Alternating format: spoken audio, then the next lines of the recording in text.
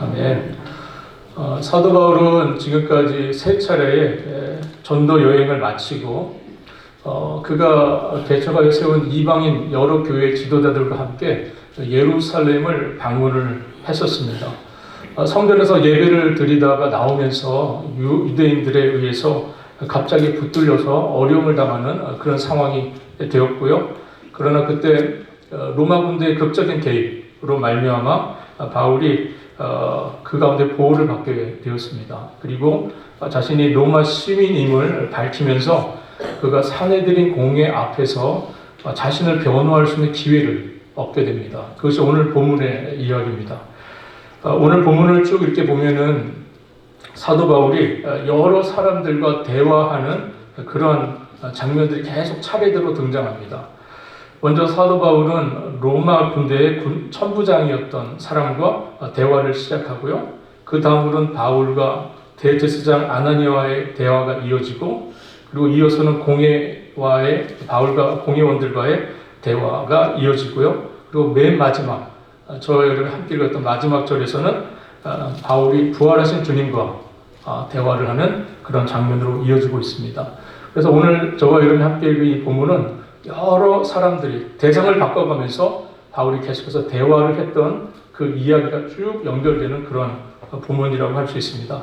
이 대화를 따라가면서 오늘 주님께서 우리에게 주시는 메시지, 주님께서 주신 말씀이 무엇인지를 함께 살펴볼 수 있기를 바랍니다.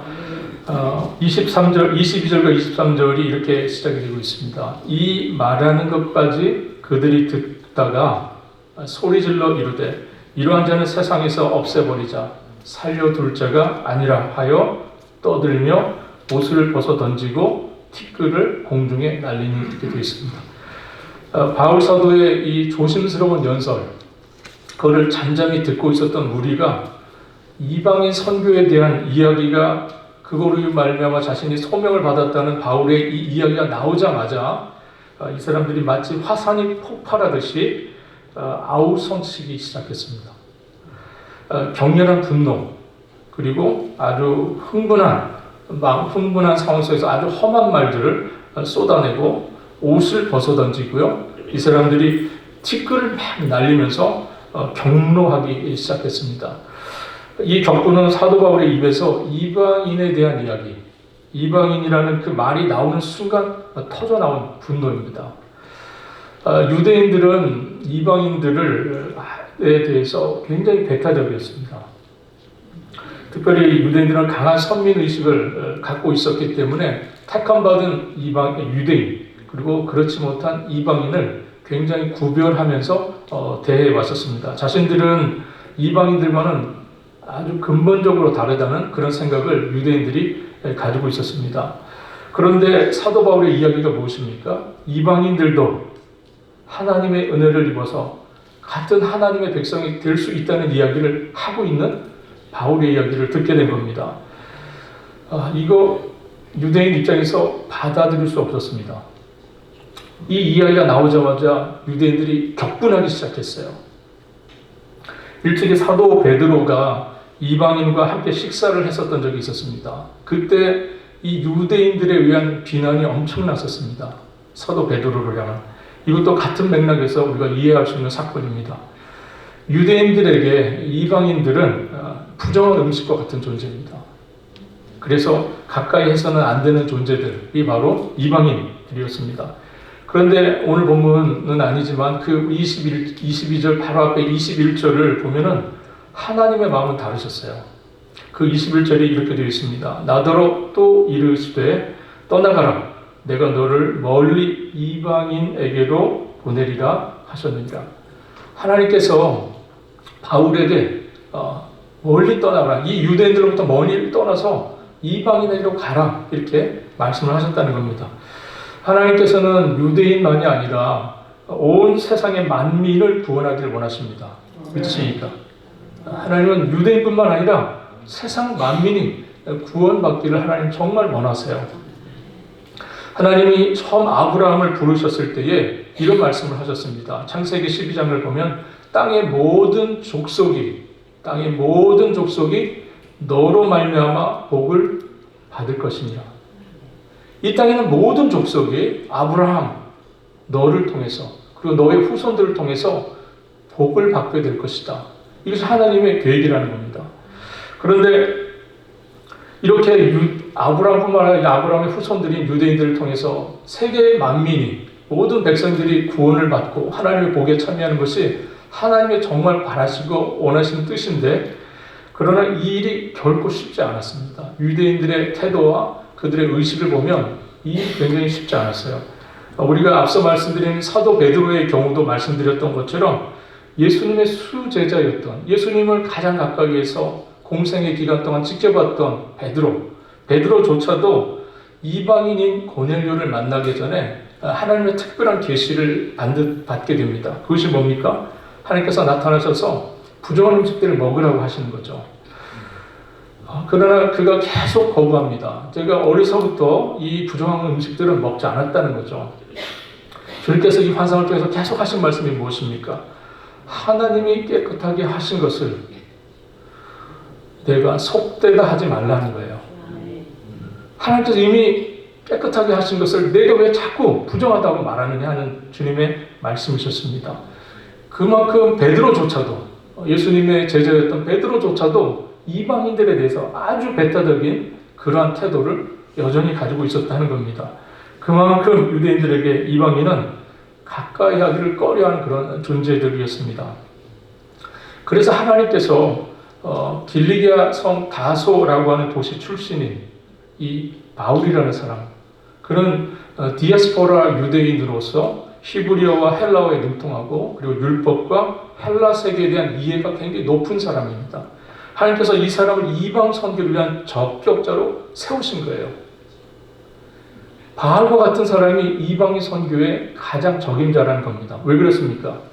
그는 디아스포라 유대인으로서 헬라와 유대 문화를 이해하는 사람이고 헬라어와 히브리어를 할 줄 아는 사람이고 그리고 모든 양쪽 문화에 대해서 오픈되어 있는 사람입니다. 그러니 이 사람이 이방인 선교의 아주 적임자가 될 수 있었던 것이죠. 주님께서 사도 바울이 부활하신 주님을 만난 이후로 그런 이방 선교를 위해서 자신의 온 삶을 드립니다.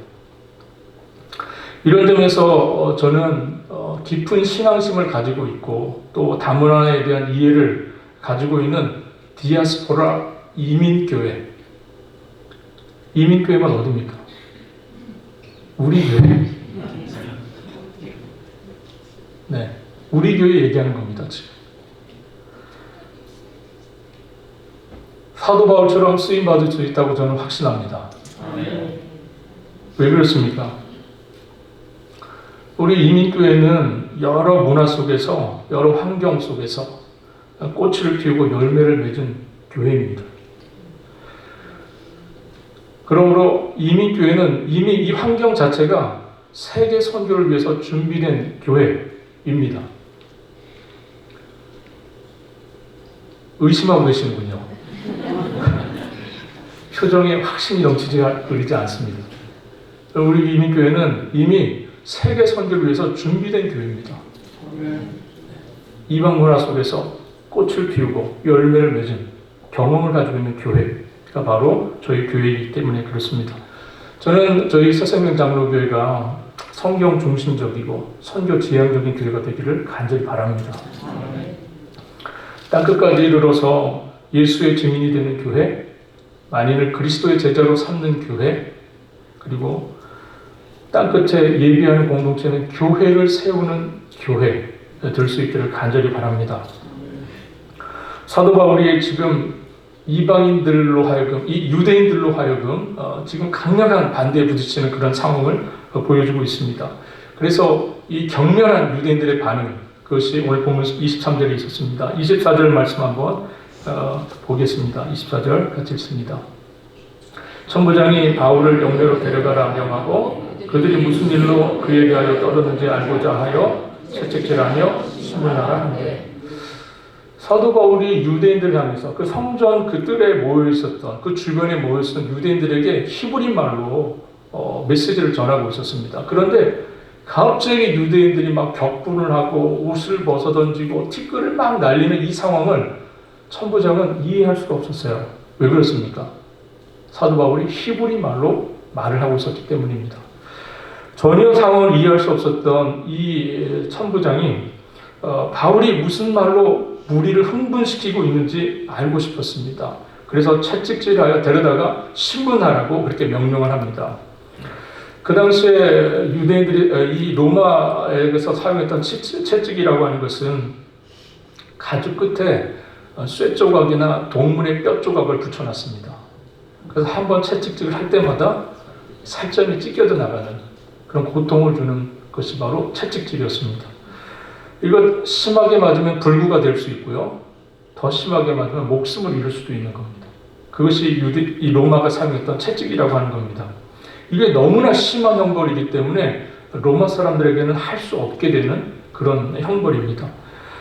오늘 본문 25절과 26절 말씀 보겠습니다. 가죽줄로 바울을 매니 바울이 곁에 서 있는 백부장들로 이르되 너희가 로마 시민 된 자를 죄도 정치 아니하고 채찍질할 수 있느냐. 천부장이 명령을 받아서 백부장이 사도 바울을 잡아서 끌고 들어갑니다. 그리고 그의 양팔과 다리를 가죽줄로 묶고 그를 이제 채찍질하려고 하는 그런 순간에 사도 바울이 이야기를 하는 겁니다. 이때 사도 바울은 너희가 로마 시민 된 자를 죄도 정치 아니하고 죄가 무엇인지 신문도 해보지 아니하고 어떻게 채찍질할 수 있느냐라는 이야기를 합니다. 사도 바울은 매우 지혜롭게 아주 뱀처럼 지혜롭게 자신의 권리를 지금 주장하고 있는 겁니다. 자신의 권리를 사용하고 있는 거죠. 당시 로마는 강력한 군사력뿐만 아니라 건축과 법률에 있어서 굉장히 뛰어났던 나라입니다. 그래서 로마법은 지금도 오늘날 세상법에 아주 근간을 이룰 정도로 아주 잘 되어 있는 그런 법입니다. 법 체계를 가지고 있죠.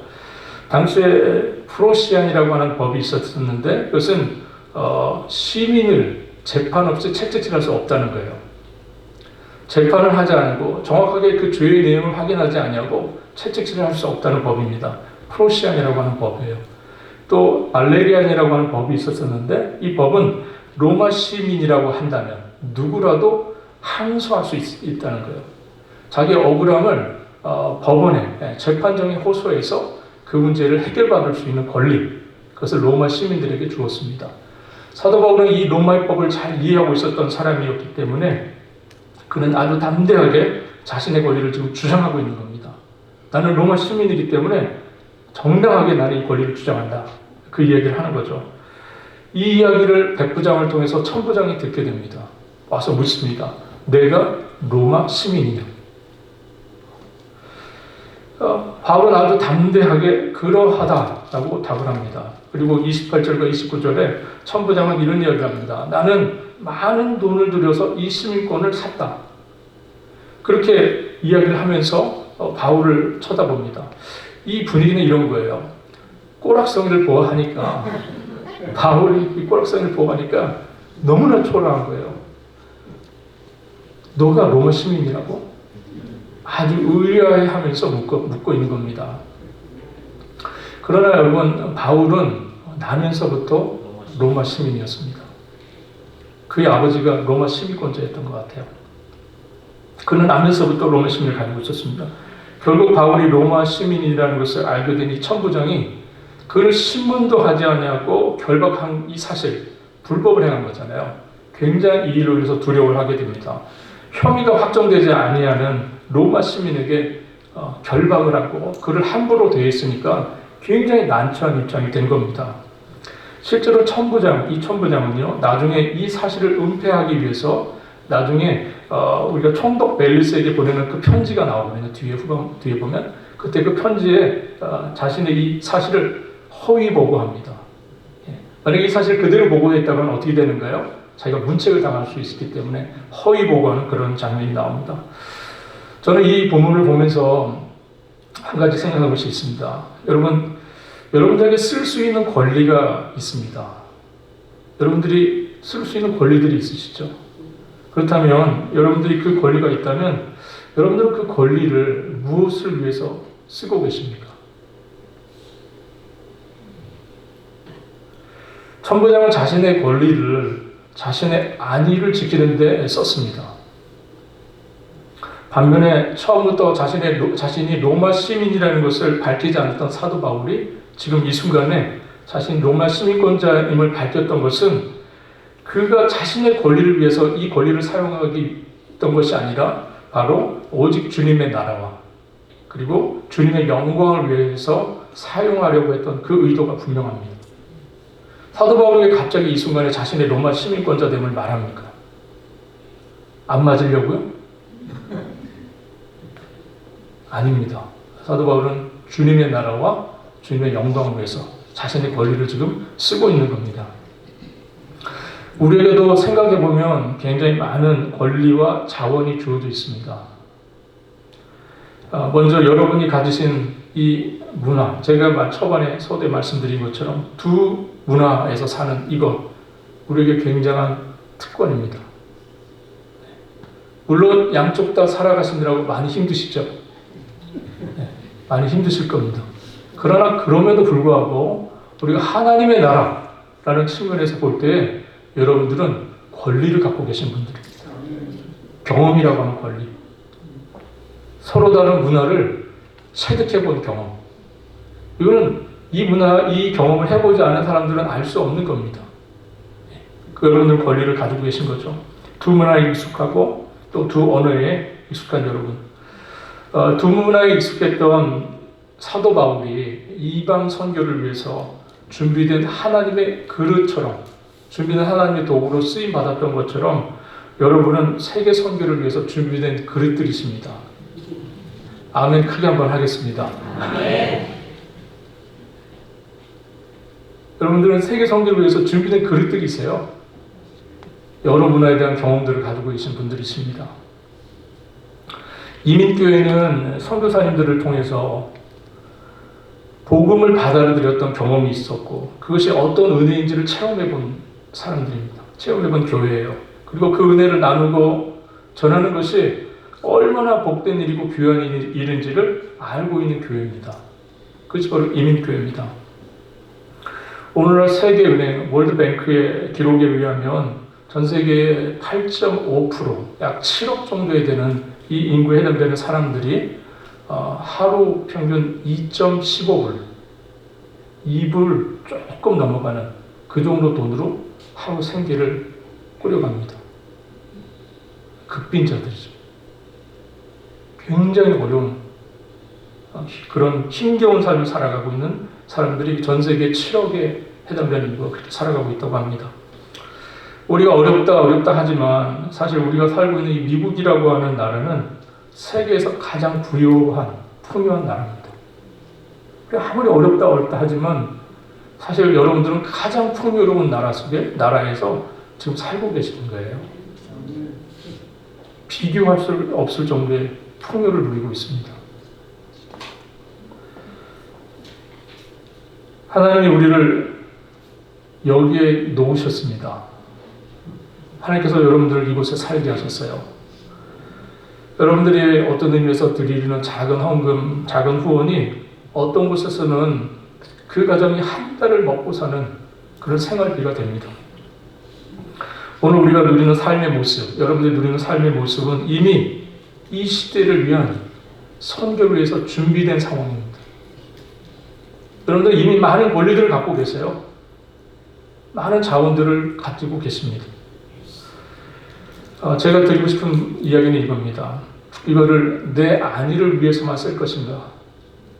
아니면 주님의 나라와 주님의 영광을 위하여 쓸 것인가? 이 질문을 여러분들에게 저는 드리고 싶습니다. 여러분들에게 쓸 권리와 힘이 있다면 무엇을 위해 쓰시겠습니까? 이미 여러분들 다 갖고 계시는데 무엇을 위해 쓰고 계십니까? 내 안위와 편안을 위해서 쓰시지 않고 정말 주님이 원하시는 주님의 나라와 영광을 위하여 여러분들의 권리를 쓰실 수 있기를 우리 주님의 이름을 바라겠습니다. 30절 같이 한번 읽어보도록 하겠습니다. 30절입니다. 이튿날 천부장은 유대인들이 무슨 일로 그를 고발하는지 진상을 알고자 하여 그 결박을 풀고 명하여 제사장들과 온 공회를 모으고 바울을 데리고 내려가서 그들 앞에서 세우니라.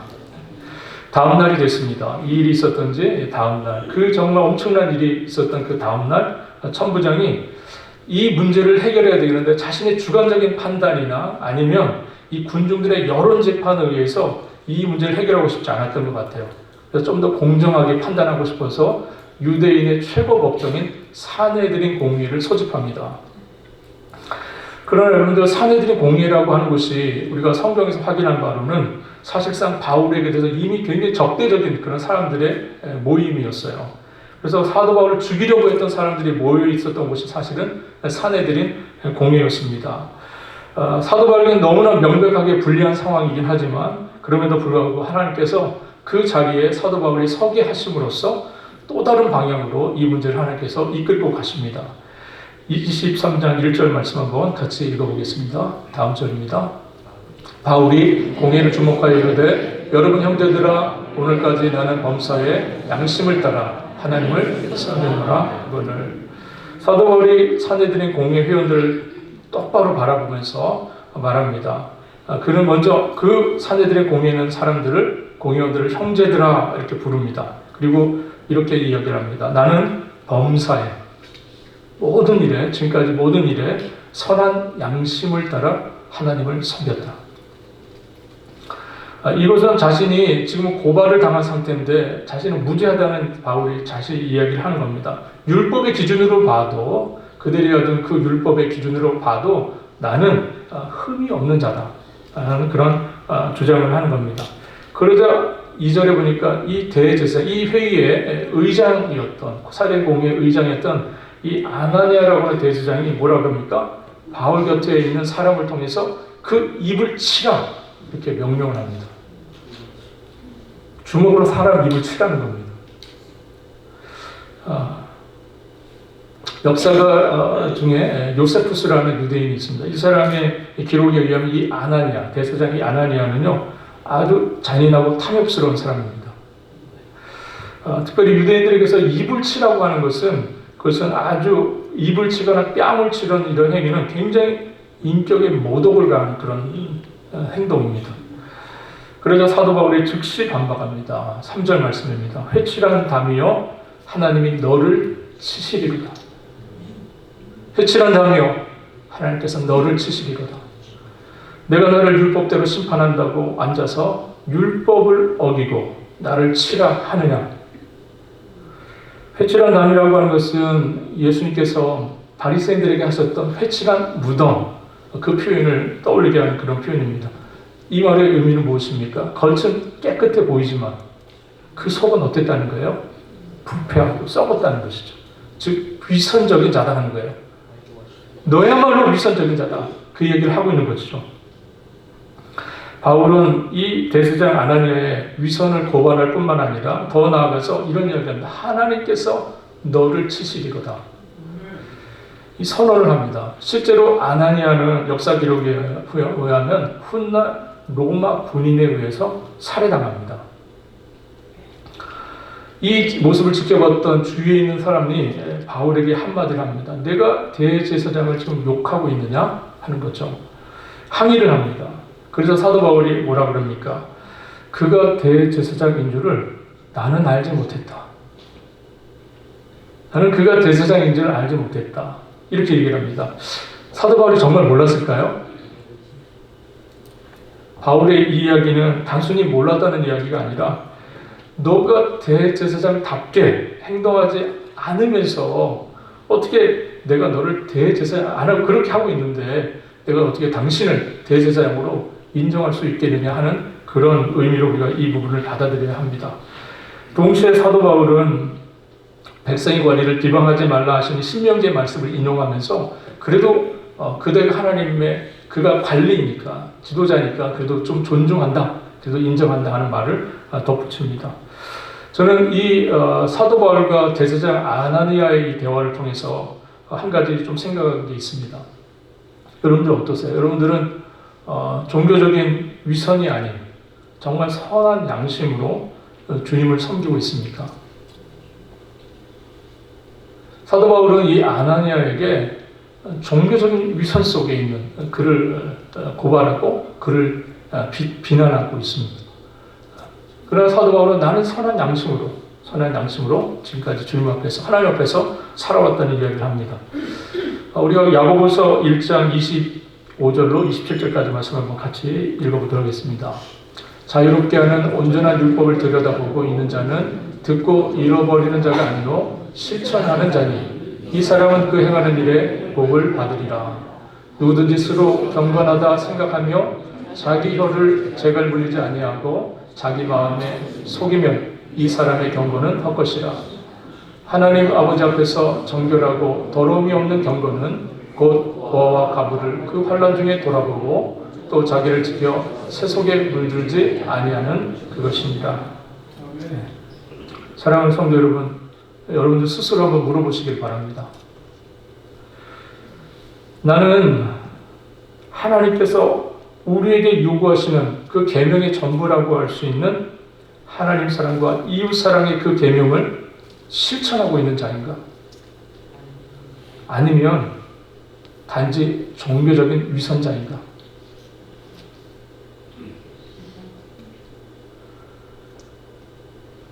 여러분들의 종교 생활, 여러분들의 신앙 생활의 그 바탕에 정말 긍휼히 여기는 마음이 있습니까? 여러분들 신앙생활, 여러분들 종교생활 어떠세요? 정말 여러분들 마음속에 참된 경건, 참된 신앙의 핵심이라고 할 수 있는 긍휼히 여기는 마음, 하나님 사랑과 이웃 사랑, 그것을 가능케 하는 그 긍휼히 여기는 마음, 그것이 우리 가운데 있느냐? 나는 정말 선한 양심을 따라서 신앙생활을 하고 있느냐 하는 것을 묻는 겁니다. 과연 사랑이 내 신앙생활의 동기, 내 신앙생활의 이유가 되고 있는지를 여쭙는 겁니다. 여러분들은 습관적으로 신앙생활을 하고 계십니까? 그냥 종교인, 나는 그리스도인, 기독교인이라고 하는 그 신앙생활, 습관적인 그 신앙 속에서 여러분들 신앙생활을 하고 계시는지, 아니면 정말 사도 바울의 고백처럼 선한 양심을 가지고 신앙생활을 하고 계시는지 묻습니다. 따뜻함을 잃어버리고 정죄하고 판단만 하는 차가운 종교인인지, 그런 종교인이 되어버린 것은 아닌지 우리 스스로에게 한번 물어봤으면 좋겠습니다. 신앙의 연수가 깊어지면 깊어질수록 우리는 형식적인 그리스도인, 위선적인 종교인이 될 가능성이 굉장히 높아집니다.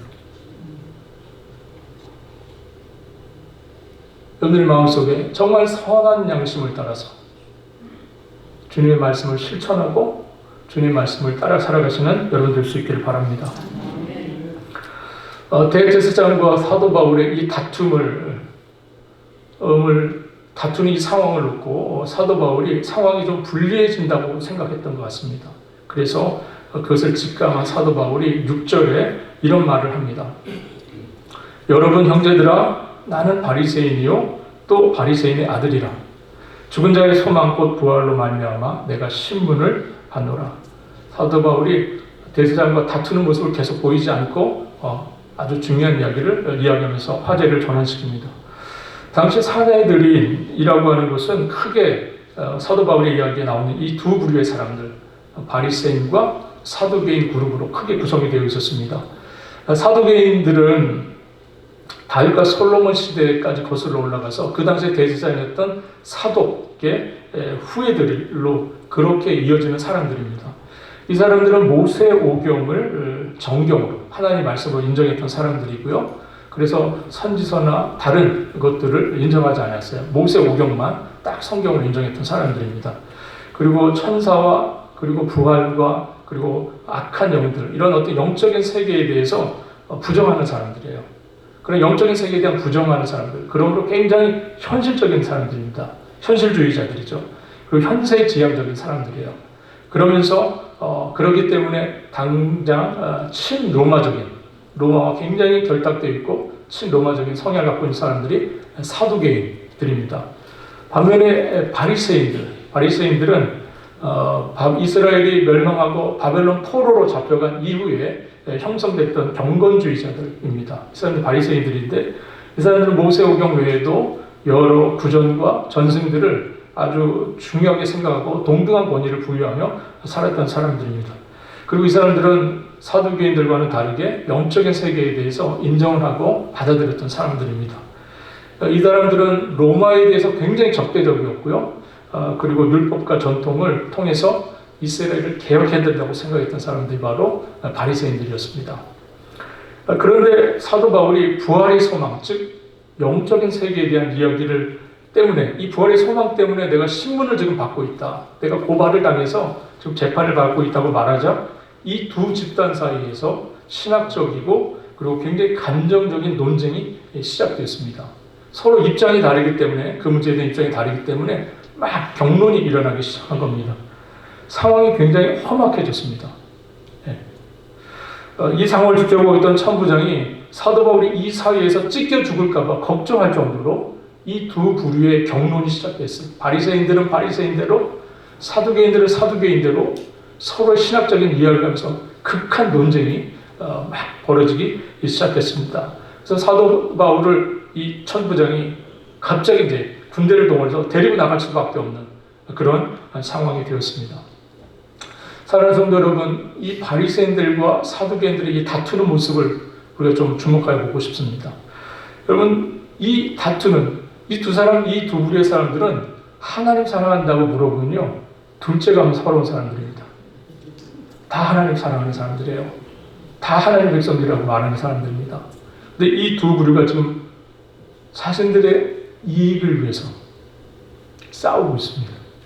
다투고 있는 거죠. 그들이 진리를 위해서 싸운다기보다는 그들은 자신들의 이익과 기득권, 그것 때문에 지금 싸우고 있는 겁니다. 우리는 어떻습니까? 여러분들, 우리 가운데 싸움은 없습니까?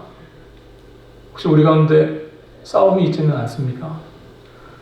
우리는 어떤 싸움에 집중해야 합니까? 도대체 우리는 어떤 싸움에 집중해야 하느냐 하는 것이죠. 정작 우리가 싸워야 할 일들은 제쳐두고 우리가 엉뚱한 일에 싸우고 있는 것은 아닌지, 이 사두개인과 바리새인 이 두 부류의 사람들처럼 우리가 엉뚱한 것에 우리의 싸움을 하면서 에너지를 소모하고 힘을 낭비하고 있는 것은 아닌지 우리가 좀 살펴보아야 하겠습니다. 찬송가 350장, 여러분들 잘 아는 찬송가입니다. 그 1절이 이렇게 되어 있습니다. 우리들의 싸울 것은 혈기 아니요, 우리들의 싸울 것은 육체 아니요, 마귀 권세 힘써 싸워 깨쳐버리고 죽을 영혼 살릴 것일세. 그런데 우리의 주변에 벌어지는 싸움을 보면 대부분 우리가 혈기와 육체에 대한 싸움을 하고 있습니다. 자기 혈기를 참지 못하고 자기 욕심을 내려놓지 못해서 벌어지는 싸움, 너무 많다는 거죠. 여러분, 정작 우리가 싸워야 할 대상은 누굽니까? 정말 우리는 어떤 싸움에 우리의 힘을 쏟아야 합니까? 죽은 영혼 살릴 것일세. 죽은 영혼 살릴 것일세. 이 찬양의 가사처럼 정말 우리의 싸움은 영혼 살리는 데 집중해야 합니다. 쓸데없이 자기 혈기 때문에, 쓸데없이 자기 자랑 때문에, 우리의 육체의 자랑 때문에 자존심 상한다고 혈기 부리고 다투고 싸우는 일에 우리가 너무나 많은 에너지를 쏟고 있는 것은 아닌지, 정말 죽은 영혼 살려야 하는 이 절박한 싸움 앞에서 우리는 엉뚱한 곳에서 에너지를 낭비하고 힘을 쏟고 있는 것은 아닌지 우리 자신들을 좀 살펴봐야 하겠습니다. 사랑하는 성도 여러분, 죽은 영혼 살리는 일에 우리의 힘이 모아지기를 바랍니다. 죽은 영혼 살리는 일에 여러분의 남은 인생을 드릴 수 있기를 바랍니다. 혈기와 육체를 위한 싸움이 아니라 영혼 살리는 일에 우리의 힘을 쏟을 수 있는, 정말 그렇게 구령의 열정에 불타는 여러분들의 남은 삶이 될 수 있기를 주님의 이름으로 바라겠습니다. 11절 한번 같이 읽어보도록 하겠습니다. 오늘 본문의 마지막 구절입니다. 함께 같이 읽겠습니다. 그날 밤에 주께서 바울 곁에 서서 이르되 담대하라, 내가 예루살렘에서 나의 일을 증언한 것 같이 로마에서도 증언하여야 하리라 하시니라. 그 일이 있었던 그날 밤에 어떤 일이 있었습니까? 낮 동안에 사내들의 공유에서 사도 바울이 바리새인과 사두개인들의 극한 이 대립과 논쟁을 지켜보던 그 날이 있었던 그날 밤입니다. 사도 바울은 여러 가지 생각, 고민이 많았을 것 같아요. 그날 밤에. 사도 바울은 어둠과 정막 속에서 홀로 있었을 겁니다. 그날 밤에 자신의 신실함이 모독당하는 것을 경험했던 그날, 복음 증거하는 일, 어떻게든 복음을 좀 증거해보고 싶었었는데 그 일이 좌절됐던 것을 경험했던 그날 밤입니다. 지난 2년 동안 이방인 교회들을 통해서 모았던 그 구제헌금을 가지고 예루살렘을 방문하여서 이방인 교회와 예루살렘 교회가 주님 안에서 화목하고 하나 되는 이 일을 소망하고 꿈꿨던 사도 바울의 이 호의가 외면당하고 그랬던 그 순간들, 오직 바울에게 돌아온 것은 적대와 비난뿐이었습니다. 깊은 패배감, 그리고 미래 사역에 대한 심각한 의심이 드는 그 밤, 그날 밤이었습니다. 바로 그 순간에 우리 주님께서 바울 곁을 찾아오셨습니다. 우리 주님은 고난을 직접 경험해 보셨기 때문에 고난당하는 백성들을 불쌍히 여기시고 언제나 함께 하십니다. 주님은 바울에게 새로운 용기를 불어넣어 주시고 로마 선교라고 하는 새로운 비전을 그에게 주셨습니다.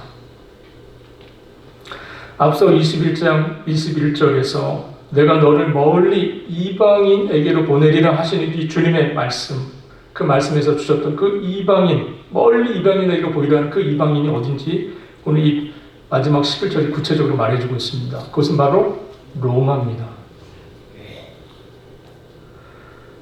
주님께서 그곳이 바로 로마임을 구체적으로 말씀해 주십니다.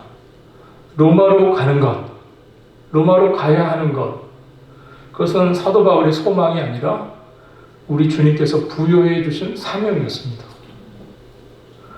이 사명이 얼마나 사도 바울을 크게 격려하였는지 이후에 벌어지는 사도행전을 읽어보면 그 바울의 삶이 이거를 증명해요. 이후에 우리 사도행전의 기록을 보면 바울은 이후에 재판을 3번이나 더 받습니다. 여러분 재판 받아보셨습니까? 피를 말리는 일입니다. 일반인들은 경험해보지 못하는 일들이에요. 사실. 사도 바울 이후에 재판을 3번 더 받습니다. 그리고 2년 동안 투옥됩니다. 감옥에 갇혀요. 2년 동안. 그리고 배를 타고 가는 도중에 배가 파손당합니다. 배가 완전 부서져서요. 죽을 뻔합니다. 그럴 때마다 우리 주님께서 그에게 주신 사명이 그를 붙들었습니다. 로마에서도 증언하여야 하리라. 사랑하는 사도 바울, 로마에서도 증언하여야 하리라. 주님의 이 사명, 세계 만민을 구원하시고자 하는 하나님의 뜻에 확신한 사도 바울은 한 걸음 한 걸음 로마를 향하여 걸어가는 그 걸음을 멈추지 않았습니다. 사랑하는 성도 여러분, 이런 말이 있습니다. 사명자는 그 사명을 마칠 때까지 결코 죽지 않는다. 들어보셨습니까? 사명자는 그 사명을 마치기까지 결코 죽을 수 없다. 받은 사명이 완료되기 전까지 사명을 이루고자 하는 그 발걸음은 결코 멈춰질 수 없다는 겁니다. 신자는 사명을 마치기 전까지 결코 죽지 않습니다. 우리 주님께서 이 천국 복음이 모든 민족에게 증언되기 위하여 온 세상에 전파되어야 하리니 그제야 끝이 오리라. 주님께서 하신 말씀입니다. 신자는 그 사명을 마칠 때까지 주님의 부르심을 받게 되고 또 이 세상은 우리 주님이 바라시는 대로 복음이 모든 족속에게 전파될 때 비로소 끝이 옵니다. 신자는 자신의 사명이 다 맞춰질 때 주님의 부르심을 받게 되고요. 또 이 세상은 주님의 말씀대로 모든 족속에게 복음이 전해진 후에야 그때야 비로소 끝이 온다 하시는 주님의 말씀입니다. 사도 바울은 주님께서 하시는 말씀을 기억했습니다. 담대하라. 내가 예루살렘에서 나를 증언한 것 같이 로마에서도 증언하여야 하리라 하니 말씀을 바울이 기억합니다. 바울은 이 주님의 말씀대로 로마에서 복음을 전하기를 원했습니다. 이 마음을 사도 바울이 자신이 로마에 방문하기 전에 보냈던 로마서를 통해서 이 마음을 드러냈던 적이 있습니다. 로마서 1장 13절로 15절 함께 읽겠습니다. 형제들아, 내가 여러 번 너희에게 가고자 한 것을 너희가 모르기를 원하지 아니하노니 이는 너희 중에서도 다른 이방인 중에서와 같이 열매를 맺게 하려 함이로되 지금까지 길이 막혔도다. 헬라인이나 야만인이나 지혜 있는 자나 어리석은 자에게 다 내가 빚진 자라. 그러므로 나는 할 수 있는 대로 로마에 있는 너희에게도 복음 전하기를 원하노라. 바울은 그렇게 이 부르심을 따라서 로마로 갔고 또 그곳에서 자신의 삶을 마감합니다. 사랑하는 성도 여러분, 여러분들의 로마는 어디입니까?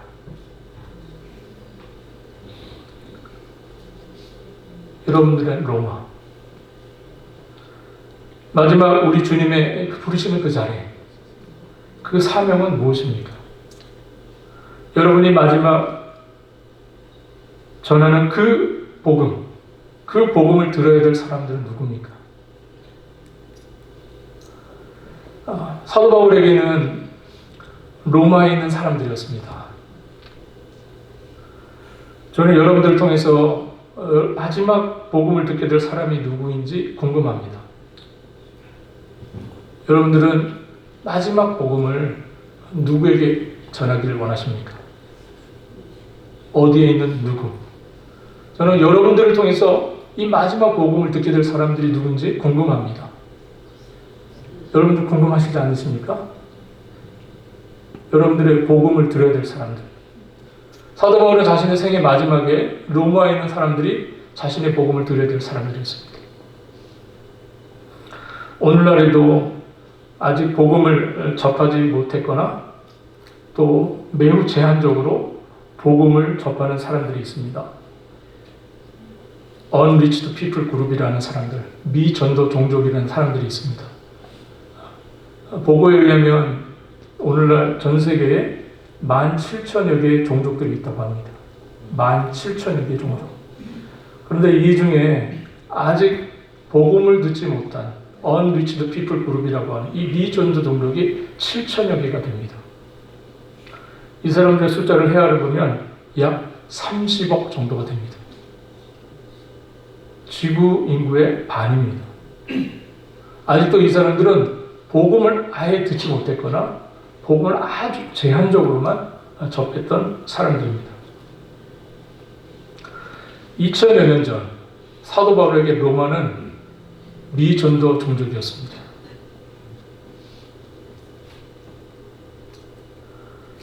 여러분으로부터 복음을 들어야 할 미전도 종족, 여러분들의 로마 어디입니까?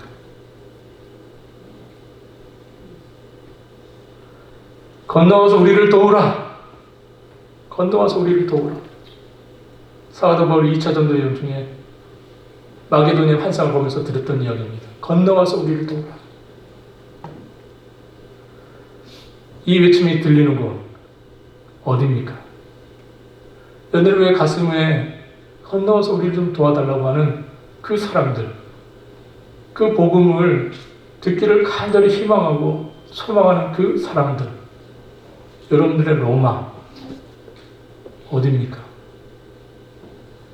사도 바울은 주님의 이 사명 때문에 남을 삶을 주님 앞에 온전히 드렸습니다. 로마에 가기 원했고요. 그곳에 그리스도의 복음을 증거하기를 원했습니다.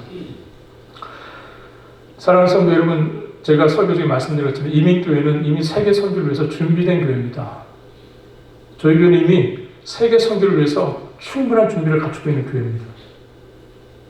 우리 주님께서 우리 교회를 세우시고 우리 교회를 통해서 하시고자 하는 바는 분명합니다.